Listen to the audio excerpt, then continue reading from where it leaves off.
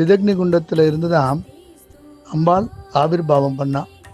முதல்ல சிரசு வந்தது, அப்புறமா சிரசிலிருந்து பாதம் வரைக்கும் அம்பாளா வந்திருந்தா, எல்லாருக்கும் பரிபூர்ணமாக அனுகிரகம் பண்ணா.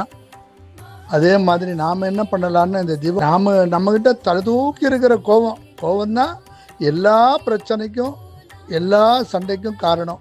இந்த கோபம்தான் மன முறிவு, பிரிவு மற்றும் கோபதாபங்கள் என்ன பண்ணுறது, வேண்டாத சிந்தனைகளையும் இதையும் பண்ணி அது உறவை முறிச்சுடுது. அப்படி இருக்கும்போது இந்த கோபம் யாருக்குமே வரக்கூடாது. அதுவும் சின்னவாளுக்கு நிறைய கோபம் வருது, அந்த கோபம் வரக்கூடாது. அம்பாள்கிட்ட போகிறதுக்கு முன்னாடி அந்த சிதக்னி குண்டத்தில் அந்த கோபத்தை போட்டு எரிச்சிடலாம். அப்புறமா நம்மகிட்ட இருக்கிற காமம், பொறாமை, போட்டி, சூது இதெல்லாம் இருக்கு இல்லையா, இதெல்லாம் மத்தாப்பா கொளுத்திடலாம் அந்த சிதக்னி குண்டத்தில்.